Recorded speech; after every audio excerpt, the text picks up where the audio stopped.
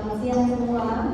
Baik, hari ini kita lanjut dengan mata kuliah manajemen pendidikan khusus untuk pokok bahasan terkait profesionalisme guru. Namun sebelum kita mulai menjelaskan, kita salah satu ini.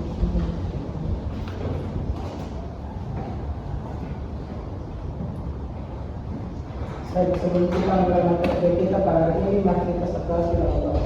Berdoa, Tuhan Yesus, terima kasih atas penyertaan karena Engkau telah memberkati kami dari rumah kami masing-masing hingga sampai di sini dengan selamat. Sekarang pada saat ini kami akan memulai mata kuliah kami.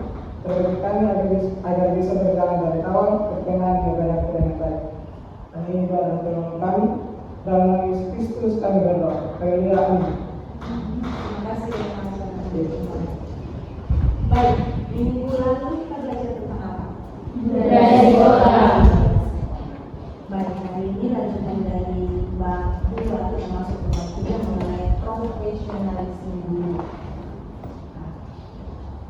Di era globalisasi seperti sekarang ini, Indonesia secara luas, secara global, dia harus dapat menciptakan yang namanya mutu pendidikan agar Indonesia tidak kalah bersaing dengan negara-negara lainnya.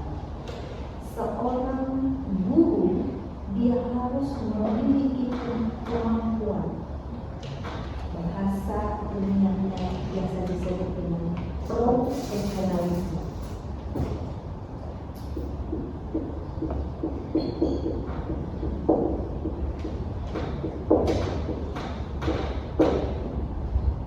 Mari sekarang masuk.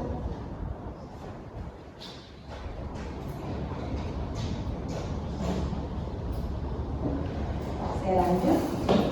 Jadi seorang guru dia harus memiliki yang namanya profesionalisme atau kemampuan dalam berprofesi sebagai seorang guru. Guru kata lainnya yaitu pendidik. Guru sama dengan pendidik. Artinya guru adalah orang yang mempunyai atau memiliki kemampuan di dalam mendidik. Kemampuan di dalam mendidik itu juga harus melalui proses pembelajaran. Jadi dia tidak serta-merta dia memiliki kemampuan tanpa melalui proses pembelajaran. Nah, seperti Anda disiapkan untuk menjadi seorang calon pendidik atau seorang calon guru. Proses seperti ini yang terjadi sekarang ini adalah mendidik Anda untuk selanjutnya menjadi seorang guru atau pendidik yang profesional. Seorang yang ahli dalam bidangnya itu disebut sebagai profesional, orang yang ahli dalam bidangnya. Guru memiliki peran penting dalam dunia pendidikan. Bukan hanya guru, di dalam kelas harus ada dua komponen penting, yaitu pendidik dan peserta. Dua komponen ini saling membutuhkan. Ada pendidik, tapi jika tidak ada peserta didik, maka proses pembelajaran tidak bisa berjalan. Demikian pula sebaliknya. Ada peserta didik, namun tidak ada pendidik atau guru, proses pembelajaran juga tidak bisa berjalan dengan baik. Sehingga pendidik atau guru dan peserta didik dua komponen yang saling membutuhkan dalam tercapainya sebuah proses pembelajaran.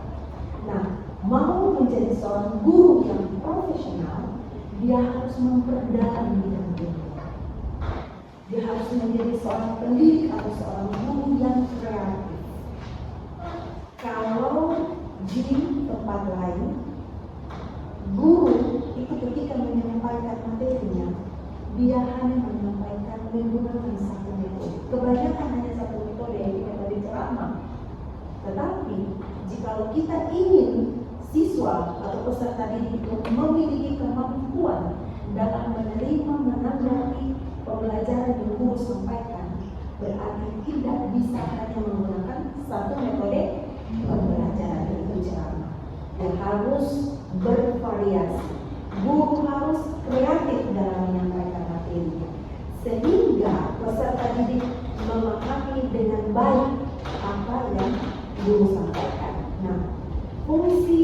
utama dari guru, yaitu merancang pembelajaran. Silakan dicatat. Fungsi utama dari seorang guru yaitu merancang pembelajaran, melaksanakan proses pembelajaran yang bermutu, serta menilai atau mengevaluasi hasil pembelajaran. Ini ada di dalam Undang-Undang Nomor 14 Tahun 2005 pada pasal yang ke-20. Seorang guru dituntut untuk memiliki kompetensi.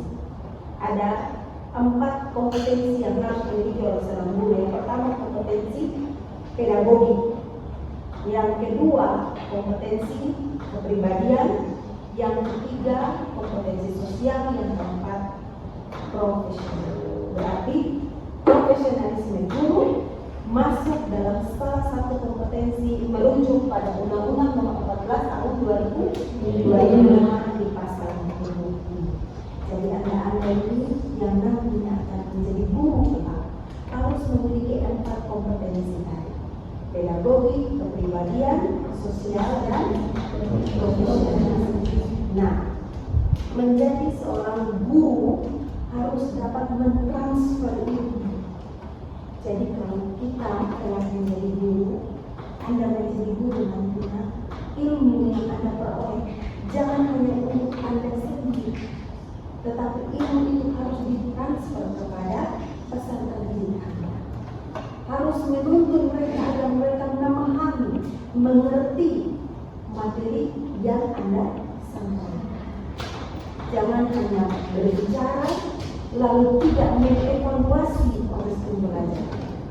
Jikalau nanti Anda dapati ada peserta didik yang sekiranya prestasi mereka menurun dari semester sebelumnya, itu Anda harus mengevaluasi diri Anda terlebih dahulu.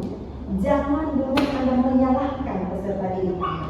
Kamu yang malas masuk, kamu malas belajar. Tidak boleh demikian. Yang harus dilakukan lebih awal, lebih dini, yaitu guru harus mengevaluasi diri. Sudah tepat tidak pembelajaran yang saya sampaikan? Materinya sudah tepat tidak saya menyampaikan? Saya memberi contoh dari materi itu atau tidak? Jangan sampai saya hanya menyampaikan materi tanpa memberi contoh kepada peserta didik. Nah, peserta didik itu memiliki berbagai karakteristik membentuk karakter dari peserta didik. Ada anak yang mudah memahami ketika satu kali guru berbicara menyampaikan materi, tapi ada anak yang perlu berkali-kali disampaikan materinya baru dia memahami. Tapi di pihak lain ada anak yang ketika menyampaikan materi harus disertai dengan contoh baru dia memahami. Jadi karena kepelbagaian karakter dan karakteristik daripada siswa, sehingga menuntut seorang guru itu dia harus profesional dalam menyampaikan materi ketika ada di kelas. Nah, guru tidak hanya menyampaikan materi lalu stop sampai di sini tadi saya sampaikan.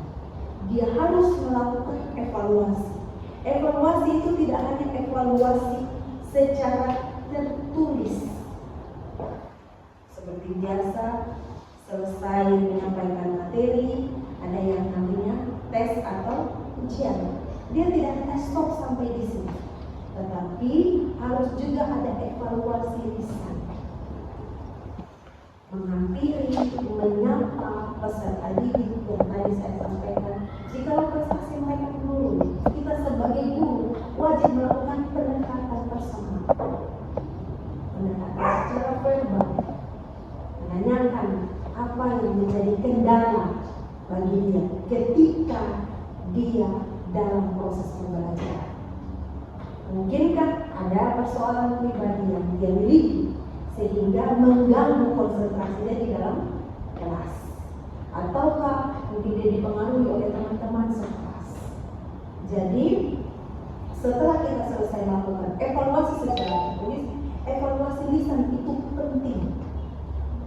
pendekatan personal antara guru dan peserta didik itu juga penting agar benar-benar pembelajaran yang telah kita sampaikan dia benar-benar membuahkan hasil. Memang pasti setiap guru memiliki target dari satu semester proses pembelajaran. Sekian peserta didik yang dia didik dalam satu semester, dia pasti menetapkan suatu target. 30 misalnya peserta didik dia yang dia mengajar, 30 itu harus mencapai ketuntasan pembelajaran atau 30 itu harus lulus mata pelajaran. Nah, kalau di antara 30 itu ada yang gagal, berarti tadi Ibu sampaikan guru harus mengevaluasi dirinya terlebih dahulu. Apakah dia sudah mengajar dengan tepat? Apakah dia sudah menyampaikan materi itu dengan tepat dan benar terhadap peserta didik? Nah, profesionalisme dia berasal dari kata profesi. Profesi artinya orang yang ahli dalam suatu bidang pekerjaan dan dia menekuni bidang pekerjaan tersebut. Jadi apa artinya kalau dia ahli dalam suatu bidang pekerjaan tapi dia tidak menekan? Ibu berikan contoh, misalnya di antara Anda ada yang mahir berbahasa Inggris, tetapi kalau dia tidak mentransfer ilmu itu kepada orang lain, kepada peserta didiknya, dia tidak berbagi dan dia tidak mengupgrade ilmunya, maka percuma. Dia bukan dikatakan guru yang profesional. Jadi kalau dia mahir berbahasa Inggris, dia harus mengupgrade, dia harus terus belajar, menggali hal-hal baru dalam dunia bahasa Inggris. Lalu dia mentransfer ilmu itu kepada peserta didik. Jadi tidak hanya mengajar, tapi melakukan evaluasi secara lisan maupun tertulis, sehingga peserta didik memahami dengan baik apa materi yang disampaikan. Profesi itu juga diartikan sebagai suatu jabatan atau pekerjaan tertentu. Silakan Anda catat, profesi bisa diartikan sebagai suatu jabatan atau pekerjaan tertentu yang mensyaratkan pengetahuan dan keterampilan khusus yang diperoleh dari pendidikan akademis dan intensif. Jadi profesi ini juga merupakan suatu jabatan. Karena sudah ahli dalam suatu bidang, bisa saja dia diberikan job atau jabatan supaya ilmu yang dia dapat itu dia bisa berbagi kepada orang-orang yang bisa terima. Jadi profesi adalah suatu pekerjaan atau jabatan yang menuntut keahlian. Dalam hal ini kita bicara tentang guru.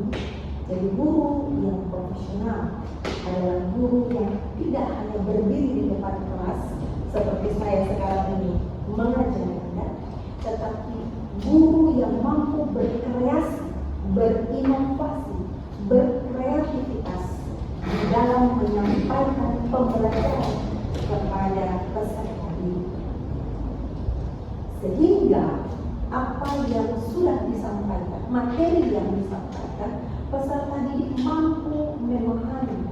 Dia tidak stop di memahami, dia tidak stop di mengerti, tetapi ilmu itu bisa berguna bagi keberlanjutan dia sebagai peserta. Karena di antara Anda sekarang ini Anda sedang belajar, tapi suatu saat bisa saja Anda berdiri seperti saya di depan kelas, menjadi seorang pendidik, entah kamu menjadi guru, entah kamu menjadi seorang dosen, hal itu bisa saya pelajari. Nah, apa yang Anda pelajari saat ini, semoga dia punya dampak, dia menjadi suatu bekal yang bermanfaat bagi keberlangsungan pendidikan. Baik, sampai di situ dulu materi hari ini. Saya memberikan kesempatan bagi Anda. Jika ada yang mau bertanya, saya berikan kesempatan.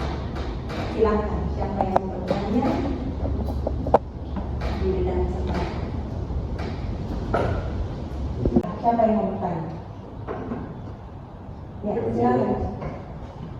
Terima kasih atas waktu dan kesempatan. Saya akan bertanya tentang siapa itu guru menurut Ibu. Terima kasih. Siapa itu guru menurut saya? Masih ada lagi? Oke, silakan. Baik, terima kasih atas waktu dan kesempatan. Dari materi yang dijelaskan, saya ingin bertanya, guru yang profesional itu seperti apa? Guru profesional seperti apa? Oke, masih ada lagi kan yang 2 orang saja. Silakan Yuri. Terima kasih atas waktu dan kesempatan yang diberikan kepada saya. Pertanyaannya, bagaimana cara meningkatkan keprofesionalisme guru? Baik. Terima kasih untuk ketiga penanya. Siapa itu guru menurut saya? Tadi saya sudah sampaikan ya, guru itu sebenarnya siapa? Ini dipotong masih tertera. Guru itu sama dengan pendidik. Tetapi tidak semua orang yang mendidik itu bisa disebut guru. Karena yang namanya guru, dia harus melalui proses akademik. Untuk mencapai guru yang profesional, dia harus memahami dengan baik dan tepat terkait pembelajaran yang berdampak bagi peserta. Jadi guru adalah seorang pendidik, tetapi tidak semua pendidik itu adalah guru. Dan guru ini saya jawab sekaligus ya pertanyaan dari Anda berdua selain itu, bahwa guru yang profesional adalah guru yang mampu berkreasi, berinovasi, berkreativitas. Jadi dalam menyampaikan pembelajaran di kelas, tidak hanya menggunakan satu metode, yaitu metode ceramah. Ada kalanya metode ceramah itu dipadukan dengan mencatat. Jadi kalau misalnya 2 jam mata pelajaran, dia hanya pakai untuk ceramah, lalu mencatat. Tidak memberi ruang bagi siswa untuk bertanya. Karena guru selalu merasa bahwa saya sampaikan itu sudah merupakan materi yang tepat dan bisa dipahami oleh siswa atau peserta didik. Tadi Ibu sampaikan ya dalam materi bahwa siswa dia punya karakter yang berbeda. Ada yang ketika kita bicara, kita menyampaikan materi, dia langsung bisa memahami dengan baik, dia langsung bisa memahami. Tetapi ada siswa yang harus disertai atau dibarengi dengan contoh, sehingga dia bisa memahami. Ada juga, ini tergantung ya, guru, apakah dia guru ramah kanak-kanak atau guru SD, SMP, SMA. Ada juga materi pembelajaran itu yang disampaikan harus dalam bentuk permainan. Kalau mengajar menjadi seorang guru PAUD, guru TK, tidak bisa kan seperti kita mengajar anak SMA. Dia harus disertai dengan permainan games, sehingga siswa itu mengerti motorik halus itu seperti apa, motorik kasar itu seperti apa. Ini contoh. Jadi setiap pembelajaran yang disampaikan oleh guru, hendaknya kalau menurut Ibu ya, dia harus dibarengi atau harus disertai dengan contoh, agar si siswa itu benar-benar paham materi yang disampaikan. Tentu ada tugas tambahan dari seorang guru. Tadi Ibu sampaikan bahwa tidak hanya mengevaluasi secara tertulis, evaluasi lisan, pendekatan personal itu menjadi hal yang penting. Karena dengan demikian siswa tidak merasa ada jarak yang jauh antara guru dan siswa. Dia merasa bahwa guru itu adalah figur, adalah sosok pendidik yang bisa mengayom, merangkul dia dengan baik. Jadi dengan demikian siswa tidak enggan untuk menyampaikan apa yang menjadi kesulitan belajar itu. Karena kalau kita menciptakan jarak antara guru dan siswa yang terlalu jauh, ketika ada kesulitan belajar dari si siswa, sudah tentu dia tidak berani untuk menyampaikan. Mungkin Anda pernah mengalami bahwa ada guru-guru tertentu saat Baru dengar namanya saja Anda sudah takut, padahal gurunya itu belum muncul. Baru tahu jadwal atau dulu dikenal dengan istilah roster ya. Baru tahu jadwal hari ini mata pelajaran kimia, Pak Tommy namanya. Itu saja sudah, aduh kayaknya saya sakit saja. Nah, kalau zaman dulu pola pembelajaran yang kaku, nah di zaman yang modern seperti sekarang ini, metode atau cara penyampaian materi itu dia harus fleksibel. Dia harus melakukan interaksi full di dalam kelas. Jadi jangan seperti tadi katakan bahwa guru masuk dia hanya metode ceramah. Dia omong dari awal jam pembelajaran sampai akhir. Atau dia suruh Anda mencatat, dia hanya baca lalu Anda mencatat. Kapan Anda paham terhadap materi yang disampaikan? Jadi guru yang profesional adalah guru yang sifatnya sebagai fasilitator. Dan terjawabnya tadi yang Ibu sampaikan. Dia harus menjadi fasilitator, memfasilitasi. Apa yang dia fasilitasi? Ilmu. Jadi kalau sudah menjadi guru yang profesional, dia harus dapat mentransfer ilmu yang dia peroleh kepada peserta didik. Dan dia harus punya target dari contoh 30 peserta didik yang dia didik. Harus sebagian besar itu lulus mata pelajaran yang dia ambil. Itu baru dikatakan guru yang profesional. Guru itu harus bersifat membimbing. Jangan mengajar habis terus lepas begitu saja. Nanti tunggu pertemuan berikutnya lagi baru mengajar tanpa mengevaluasi pertemuan sebelumnya. Guru juga dia harus menjadi role model. Dia harus menjadi contoh yang baik bagi peserta didik. Dia harus bertindak sebagai seorang motiv. Kasih semangat untuk anak-anak yang mengalami penurunan dalam prestasi belajar. Kasih mereka semangat. Kemudian guru juga harus bersifat sebagai manajer, artinya dia dapat memimpin siswa. Jangan tadi saya bilang menciptakan jarak antara guru dan siswa. Baik, mungkin itu yang saya bisa jawab. Bagaimana yang lainnya? Ada lagi yang mau ditanyakan?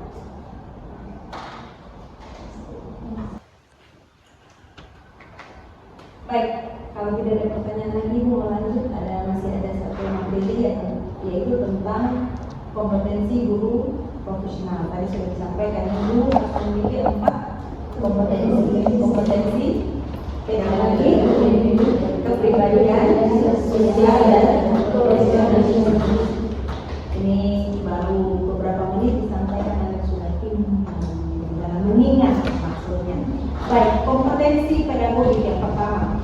Kompetensi ini yaitu kemampuan untuk mengelola pembelajaran terhadap peserta didik yang meliputi, boleh Anda catat, yang meliputi pemahaman terhadap peserta didik, pengembangan potensi yang dimiliki oleh peserta didik, perencanaan, pelaksanaan pembelajaran, serta pengevaluasian hasil belajar.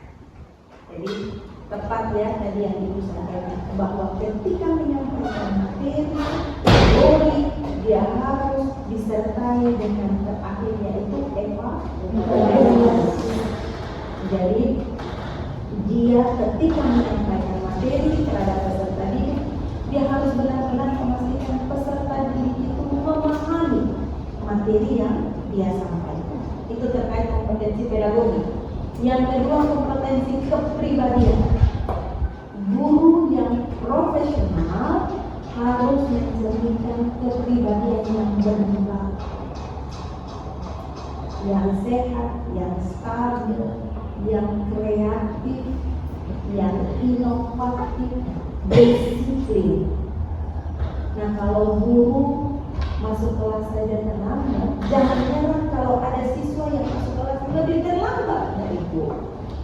Seperti tadi ada 2 orang yang terlambat. Sudah ada dosen di depan kelas, baru ada doa. Jangan dibalikkan, dosennya lebih terlambat dari mahasiswanya. Karena biasanya peserta didik meniru apa yang guru. Nah, itu terkait kompetensi kepribadian.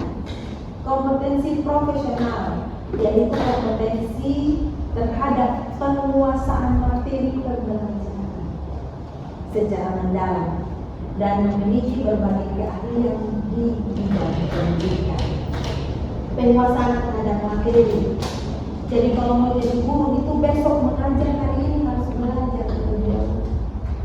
Jangan besok masuk di kelas, besoknya juga baru belajar materi. Tidak ada demikian. Yang kedua memahami kurikulum yang disampaikan. Pengelolaan dalam kelas. Dia harus menciptakan kelas yang bersemangat di dalam belajar. Jangan masuk siswanya loyo, guru semakin buruk. Tidak boleh demikian. Jadi guru tadi disampaikan harus kreatif. Kalau didapati ada siswa yang tidak bersemangat di dalam kelas, segera lakukan pendekatan. Apa yang menyebabkan siswa itu menjadi tidak bersemangat untuk mengikuti pelajaran saat itu. Kemudian dia harus menyampaikan media pembelajaran, sumber belajar, dan memiliki wawasan tentang pendidikan. Yang terakhir, kompetensi sosial. Kompetensi ini adalah kemampuan yang dimiliki oleh seorang guru untuk berkomunikasi dan berinteraksi dengan peserta didik, orang tua, pendidik, masyarakat, sesama teman pendidik, dan lingkungan di sekitar. Jadi guru nanti jangan jadi guru rumah dan kelas. Jadi dia hanya datang dari rumah, masuk di kelas, setelah itu kembali ke rumah. Tidak ada interaksi sama sekali dengan peserta didik maupun dengan teman-teman guru lainnya. Apalagi dengan lingkungan sekitar. Seorang guru yang terakhir yang dimiliki oleh seorang guru adalah kompetensi sosial. Dan dia harus melakukan interaksi, bukan hanya di dalam kelas, tetapi juga di luar dari kelas. Bukan berarti dia harus dikenal oleh semua orang, tidak demikian. Tetapi interaksi sosial itu punya manfaat yang positif bagi si guru maupun lingkungan sekolah tempat di mana dia berada, sehingga dia bisa mengupgrade ilmu. Jadi ilmu yang dia peroleh, materi yang dia siapkan, dia bisa mengkombinasi, mengkolaborasi antara ilmu atau materi yang dia siapkan dengan contoh-contoh terkini.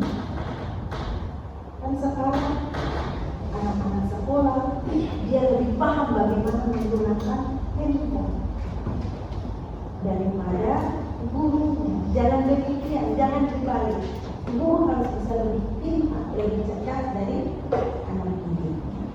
Itu kompetensi sosial juga memiliki peran penting bagi seorang guru. Guru yang profesional juga harus memiliki komitmen. Ada 4 komitmen yang saya catat di sini untuk menjadi guru yang profesional. Yang pertama, komitmen terhadap sekolah sebagai satu unit sosial. Yang kedua, komitmen terhadap kegiatan akademik di sekolah. Yang ketiga, komitmen terhadap peserta didik sebagai individu yang didik. Yang keempat, komitmen untuk menciptakan pengajaran yang benar. Nah, 4 komitmen ini sudah saya jelaskan tadi ya, bahwa seorang guru kata kuncinya harus berinovasi, kreatif, dan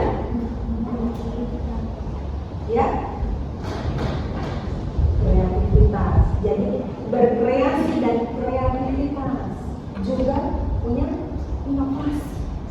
Jadi harus update isu-isu terkini yang ada di lingkungan sekitar itu seperti apa. Harus diupdate sehingga dia bisa dikolaborasi dengan materi yang disampaikan. Bagaimana menciptakan mata pelajaran berhitung yang menarik bagi peserta didik. Karena kebanyakan peserta didik anak-anak itu kalau mata pelajaran matematika, mata pelajaran fisika punya kurang tertarik, atau mata pelajaran bahasa Inggris. Kalau Anda tanya suatu saat ketika ada praktek pengalaman lapangan, silakan Anda tanya ke peserta didik, mata pelajaran apa yang paling mereka minat? Biasanya agama dan olahraga, bahasa Indonesia.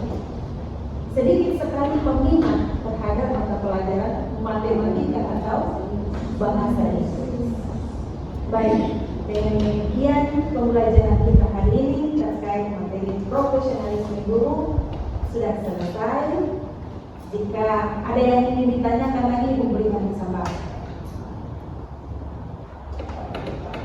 Oke, kalau tidak ada lagi, minggu depan kita lanjut dengan materi terkait supervisi pendidikan. Sebelum kita mengakhiri kelas hari ini, kita berdoa. Setelah itu ketua tingkat tolong melakukan konferensi kepada teman-temannya setelah berdoa. Silakan, siapa yang berdoa? Silakan.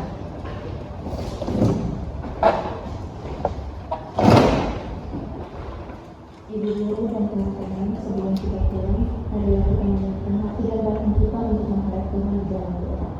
Sebelum kita berdoa, izinkan saya membawa doa ini dengan tata cara atau kata. Marilah kita berdoa dalam nama Bapa, dalam nama Bapa dan Putra dan Roh Kudus. Ya Tuhan, puji dan syukur kami anak-anakmu untuk kembali kita menghidupmu, karena begitu besar cinta dan kasih kepada kami, sehingga pada siang hari ini kami boleh menyelesaikan perkuliahan kami dengan baik. Dan ya Tuhan, sebentar lagi kami akan pulang ke tempat tinggal kami masing-masing. Kiranya Tuhan jaga kami di perjalanan pulang, sehingga kami boleh tiba dengan keadaan selamat. Kiranya hanya ini saja doa permohonan kami sampaikan lewat peran-peran Kristus Tuhan kami. Kemuliaan kepada Bapa, Putra dan Roh Kudus, seperti pada permulaan sekarang selalu dan sepanjang segala zaman. Dalam nama Bapa. Terima kasih yang berdoa. Selamat siang, sampai ketemu minggu depan. Penjelasan yang kita lakukan